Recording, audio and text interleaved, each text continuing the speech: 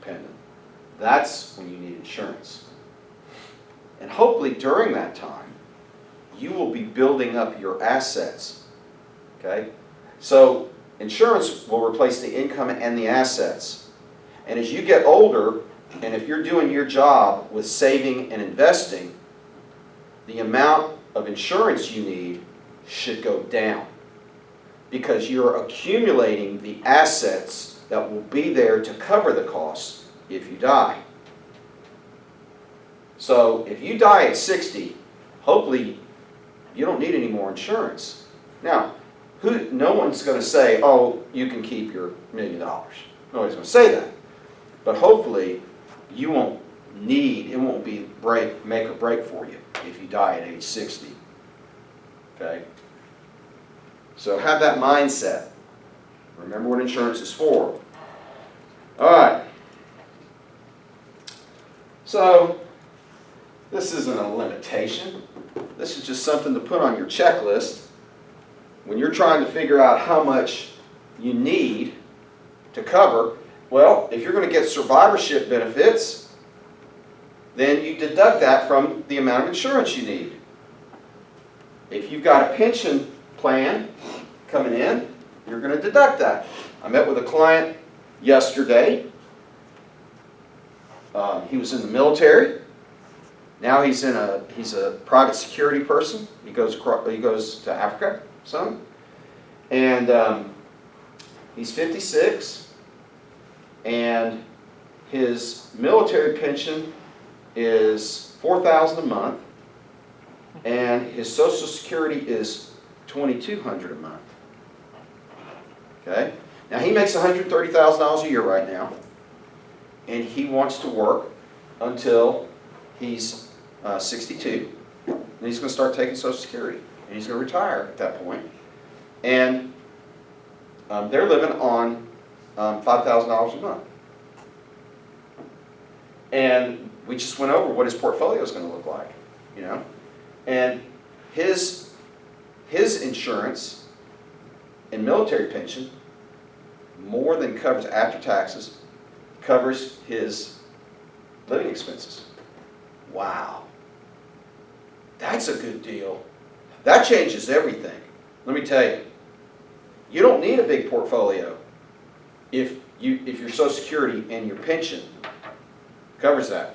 So if your wife is an elementary school teacher, and she doesn't make that much money while she's teaching, but she gets between $3,000 and $4,000 a month in retirement, plus great health care, man, that is really, because she's going to get $3,000 a month in a pension, plus she's going to get close to $2,000 a month in Social Security, so that's $5,000, plus you're going to get $2,500 a month in Social Security, and you don't have to have $1 million to retire.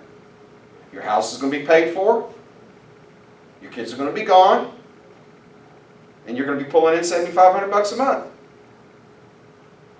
Okay? Think about that. And that's the kind of planning you do when you're dating. You need to be thinking about that. You know, what's going to happen later on in life. All right. Of course, you got to forecast out growth in earnings, and that's not an easy thing to do. Inflation, you have to make an assumption about inflation. And you have to use a discount rate that's reasonable. Okay?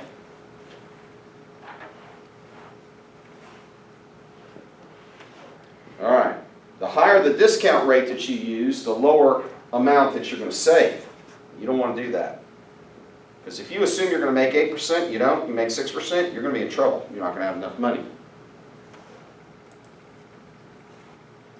All right, there you go. All right, so this focuses on income. It doesn't focus on cost of living. That's what the next one does. That's the biggest shortcoming in this. Oh, there you go.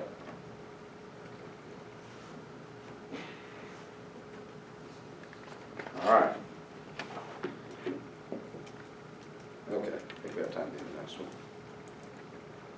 The needs approach. This one makes more sense to me. All right. So the amount of insurance that you need depends, that you need to have, depends on the financial needs. So now you're looking at the cost of living, not the income.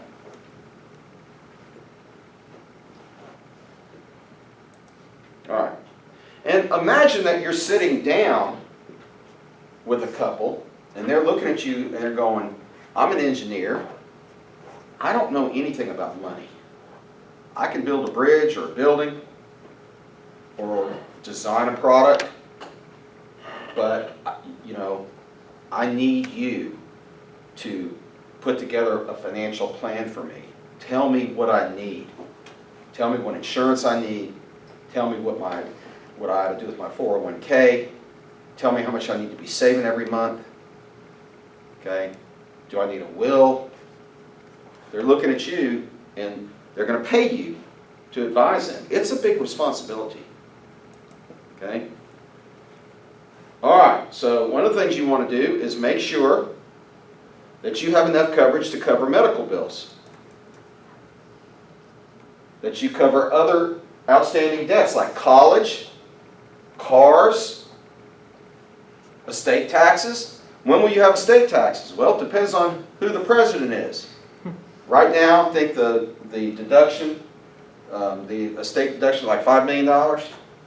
Biden has said he might drop that down to like $1.5 million. That's pretty low. Pretty low. But that's okay, he's nice. Or you might say, well, I don't know if Biden's nice, but I know Trump is a jerk. Okay? But then someone says, well, your dad's got a $4 million estate under Donald Trump's plan. You're going to get that $4 million, you're not going to have to pay taxes on it. But under Joe Biden's plan, you're going to have to pay 50% of everything over $1.5 million. But Biden is nice. Who are you going to vote for?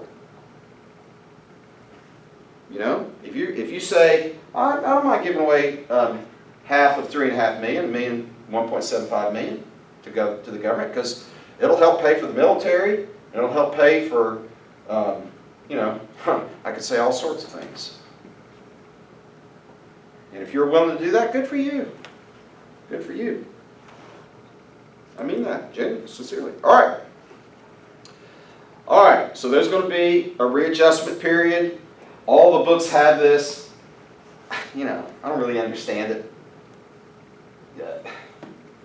You know, I guess in a sense what this means is dad dies, mom's going to have to figure out what she's going to do over the next couple of years. Mom's been working, and she decides the kids, you know, I've got kids in high school, and we've all been through a trauma, and you know, if I can have enough money, I'm not going to work the next 2 or 3 years. I'm going to stay home with my kids and help them overcome this terrible situation. Readjustment. All right. And then there's a period of dependency that the wife has, or the family has, financially. Okay? And, you know, this is a function of your family's philosophy. Okay? My personal philosophy is I'm going to help my kids as long as I'm alive. But I've talked to lots of kids who have come here, and mom and dad said, oh, you want to go to college? Well, that's on you. And some kids resent that. And some kids say, oh, no, that's the way it should be. And most of the time when the parents do that, it's because that's what was done to them. Is it right or wrong? You know, there's no right or wrong. Every family's different. And, you know, you shouldn't pass judgment on that. When Lori and I started talking about having kids, I knew in my heart that I would give everything to my kids. And if I didn't think I could pay for their college, I wouldn't have kids. That was me. That was right. That's what was right for me. So my kids turning 18, that didn't mean anything for me financially. I knew things would continue on. But there's no right or wrong. Every couple discusses that and comes to their own conclusions. All right. So if there's a surviving spouse, you got to take care of that spouse. Now, the blackout period. Here's the blackout period. Okay? So there's a gap between the time that the earning spouse dies and Social Security picks up. Okay? So you get survivorship if you have kids, okay, until the youngest child turns 16. And then survivorship stops. The wife doesn't get survivorship from Social Security anymore. And then, when the wife turns 60, it turns back on. That's the way the program is structured. Yeah, we're almost done.